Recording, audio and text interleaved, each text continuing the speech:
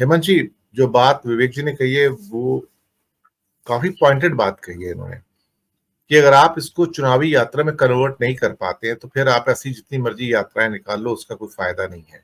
और सिर्फ अपने आप को ही अपलिफ्ट करना है, अपनी इमेज को अपलिफ्ट करना है, और कांग्रेस की जो जो भी हालत है उसको सुधारने के प्रति आपका कोई एक तरह से कमिटमेंट नजर नहीं आता, तो फिर सारा ऑब्जेक्टिव वेस्ट हो जाता है। बिहार में भी काफी कुछ घट रहा है, हालांकि घटना तो दिल्ली में घट रही है, लेकिन कहीं ना कहीं उसका असर भी हो रहा है। और जिस ढंग से गोदी मीडिया उसको उठा रहा है, और नीतीश की और ललन की लड़ाई को, आपस में जंग को जिस ढंग से उछाला गया, जिस ढंग से लोगों को हमने सुबह से लेकर रात तक पेश किया गया है, उससे एक नेगेटिव इमेज निकल कर जा रही है कि देखिए नीतीश कभी भी पलटी मार सकते हैं। हालांकि मैं इस बात को मानकर चल रहा था कि नीतीश का एक बार फिर से पलटी मारना उनके राजनीतिक जीवन की सबसे बड़ी आत्महत्या होगी। अगर अभी चले जाते हैं तो शायद फिर क्या कहते हैं ना, कोई कभी किसी पर विश्वास नहीं करेगा। जैसे वो कहानी आई थी ना, हार की जीत, जिसमें वो घोड़ा होता है, उसमें तो कहते हैं आप जब किसी से मदद मांगते हो तो लोग आपकी मदद करते हैं, कल को जब कोई मदद मांगेगा तो कोई मदद करने नहीं आएगा। तो मुझे वो कहानी याद आती है कि क्या वास्तव में नीतीश आखिरी समय में फिर पलटी मार सकते हैं। सत्ता में कुछ भी हो सकता है, लेकिन मैं समझता हूँ कि शायद इतनी बड़ी आत्महत्या वो नहीं करेंगे जो भी हो। बाकी पूरे परिदृश्य पे, राहुल की यात्रा पे, और जो निकलता हुआ अभी जो कंसोलिडेटेड पिक्चर है, उसके ऊपर आपका टिप्पणी चाहूंगा हेमंत कुमार जी।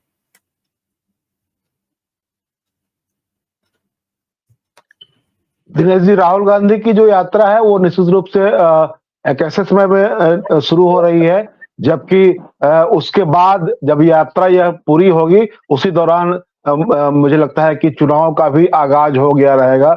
उस समय आचार संहिता लागू होगी पूरे देश में। तो ये एक ऐसा उचित समय इन्होंने चुना है। और मैं समझता हूं कि दो कॉन्टेक्स्ट इसका है कि जो कांग्रेस, ऐसा नहीं कि कांग्रेस चुनाव जीतना नहीं चाहती है, कांग्रेस चुनाव जीतना चाहती है।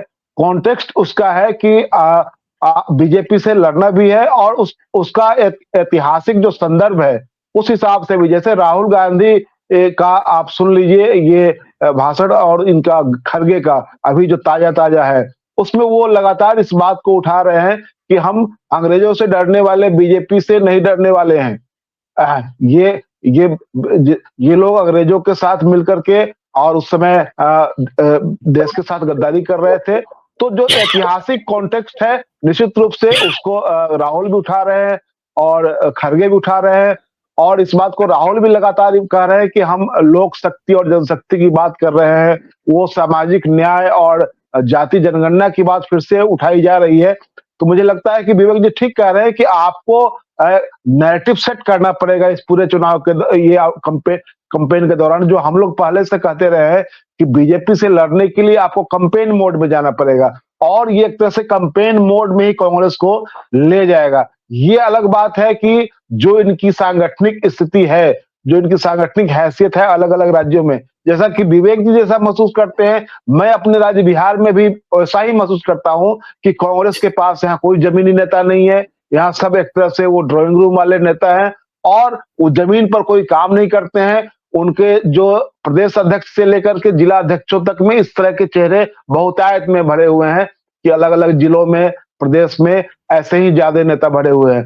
तो राहुल गांधी और खरगे साहब जिस बात की चिंता कर रहे हैं, आप लोकतंत्र संविधान की को बचाने की चिंता कर रहे हैं, तो जाति गणना की बात कर रहे हैं, तो इन सवालों को बाकी का जो पार्टी का जो लोअर लीडरशिप जो है, जो मिडिल लीडरशिप जो है, वो कितनी मजबूती के साथ इसको उसी रूप में नीचे तक ले जाता है, ये एक बड़ी चुनौती है कांग्रेस के सामने में। और ये जिन राज्यों से ये यात्रा गुजरेगी निश्चित रूप से ये महत्वपूर्ण राज्य है, खास करके जो हिंदी पट्टी के जो राज्य है वो सारे राज्य इसमें कवर हो रहे हैं। तो ये उस लिहाज से भी देखेंगे तो कांग्रेस निश्चित रूप से बीजेपी के खिलाफ एक माहौल बनाने के लिए, और खास करके एक चीज ये भी देखिए कि 22 जनवरी को प्राण प्रतिष्ठा अयोध्या में होनी है, और उसके पहले 14 जनवरी से इनकी यात्रा शुरू हो रही है। तो एक जो कमी जो दिखाई दे रही थी कि एक तरफा जो नैरेटिव चल रहा था, एक तरफा जो राम मंदिर का कैंपेन चल रहा था बीजेपी की ओर से, उसके काउंटर में भी एक नैरेटिव सामने आएगा। ये मुझे एक अच्छी बात लग रही है कि काउंटर नैरेटिव भी अब बनेगा। और काउंटर नैरेटिव जब बनेगा तो देश में माहौल भी बनेगा इसको लेकर के। तो ये एक अच्छी पहल है। दूसरी बात यह है कि इस दौरान कांग्रेस के भीतर में निश्चित रूप से संगठन उनका कमजोर है, लेकिन जो भी लीडरशिप है वो एक तरह से चार्ज होगा और लोगों के बीच में भी ये बात जाएगी। तो ये एक जरूरी है कि वार्म अप हो, आपकी पूरी टीम उसमें एक उत्साह भरे। और निश्चित रूप से ये बहुत बड़ा फासला नहीं है। अगर 40% जनता आपको पसंद कर रही है, 5% का आपको मार्जिन को पाटना है, तो उस मार्जिन को पाटने के लिए अपनी टीम को, देश के लोगों को आप अगर चार्ज अप कर पाते हैं इसके जरिए, तो एक बहुत बड़ी उपलब्धि होगी। और ये सही समय पर लिया गया सही फैसला है। और राहुल गांधी जिस मोड में है, वो जो बात कर रहे हैं, ऐतिहासिक संदर्भों को हम काट करके नहीं देख सकते हैं। अगर वो उन ऐतिहासिक संदर्भों को सामने लेकर के आ रहे हैं और उसको मौजूदा दौर से जोड़ रहे हैं कि कैसे जो संवैधानिक संस्थाएं हैं उसको कैसे एक तरह से जनता से काट दिया गया है, उसका इस्तेमाल सत्ता कैसे अपने हित में कर रही है। तो ये कैसे जनता के साथ एक तरह से जनता को अधिकार विहीन बनाना है। जैसे अंग्रेजों के सामने इस देश की जनता का कोई मतलब नहीं था, वो नागरिक अधिकारों को चिंता नहीं करते थे, वैसे ही मोदी जी की सरकार जो है, आप देश की जनता के अधिकारों की कोई चिंता नहीं करती और तमाम सारे अधिकार जो है अपने हाथ में रखना चाहती है। तो ये जो ऐतिहासिक संदर्भ है, इसको अगर राहुल गांधी लाते हैं तो ये बुरी बात नहीं है, इसको बड़े कॉन्टेक्स्ट में देखा जाना चाहिए। और लेकिन ये है कि राहुल गांधी जो जिन ऐतिहासिक संदर्भों के जरिए चीजों को आगे बढ़ा रहे हैं और मौजूदा दौर की जो तानाशाही है उससे उसको जोड़ रहे हैं, ये इसको आप कितना नीचे तक ले जा रहे हैं, ये ज्यादा महत्वपूर्ण है और यही सबसे बड़ी चुनौती है।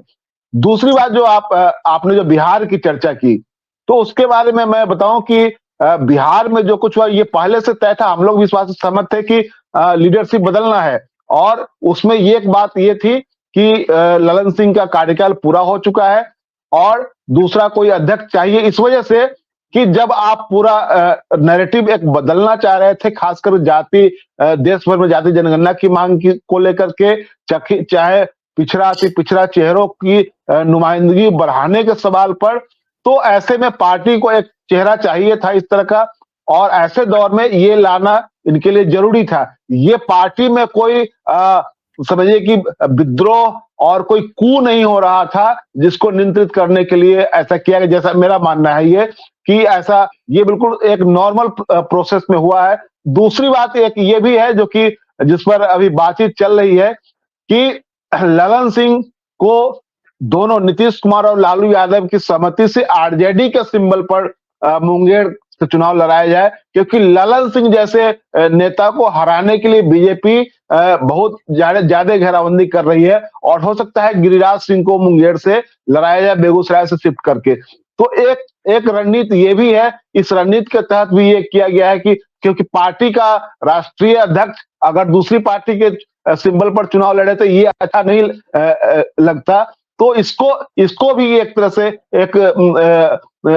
एक चाल के रूप में भी देखा जा रहा है कि कैसे वहां मुंगेर की सीट को कैसे, क्योंकि मुंगेर बहुत टफ सीट है और ललन सिंह का जीतना जरूरी है।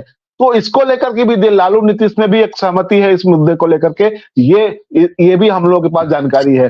तो ये जो कहा जा रहा है कि विद्रोह हो गया, ललन सिंह से इस्तीफा मांग लिया गया, ये देखने वाली बात यहाँ ये है कि जो लोग इस बात का हल्ला उठा रहे हैं और ये कह रहे हैं कि नीतीश कुमार किसी के नहीं है, जो भी उनके साथ अगर दिखता है और 2 नंबर पर पोजीशन में आने की कोशिश करता है उसका पर कतर दिया जाता है। तो मुझे लगता है कि राजनीति में, सियासत में पर कतरने की तो बहुत सारी मिसालें हैं और उसमें सबसे बड़ी मिसाल तो आडवाणी जी सामने में अभी है। वो तो लिविंग लीजेंड है इस मामले में। उनका जितना अपमान हुआ, हम समझते हैं इस देश में किसी राजनेता का अपमान अपनी पार्टी में अपने ही नेताओं के द्वारा नहीं हुआ है। तो ये जो हुआ है, अब नीतीश कुमार की बहुत सारी खामियां आप गिना सकते हैं कि जौहर साहब के साथ उनका क्या हुआ, शरद यादव के साथ क्या हुआ, लेकिन ये भी तो बताया जा सकता है कि आरसीपी सिंह को उन्होंने एक नौकरशाह से नेता बनाया, उपेंद्र कुशवाहा को उन्होंने एक टीचर उपेंद्र कुशवाहा को उन्होंने सबसे पहले राज्यसभा भेजा, उसके बाद और ढेर सारे लोग पड़े हुए हैं जिनको उन्होंने आगे आगे बढ़ाया। तो ये राजनीति में तो इस तरह की मिसालें ढेर सारी है कि आप एक दूसरे के को जब अगर कोई व्यक्ति अगर आप ही के ऊपर हावी होने लगता है। अब जीतन राम मांझी को मुख्यमंत्री बना दिया गया, लेकिन वो उनकी महत्वाकांक्षा इतनी अधिक थी कि उनको नीतीश कुमार के ऊपर भारी पड़ने लगे, नीतीश कुमार को उनको हटाना पड़ा।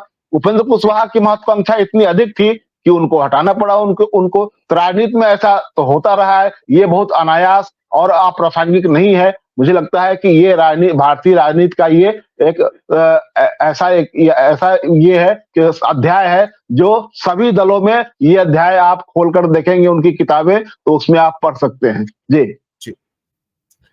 मीनू जैन जी, आपके पास आता हूँ। आपने हेमंत जी की बात सुनी और विवेक जी की बात भी सुनी।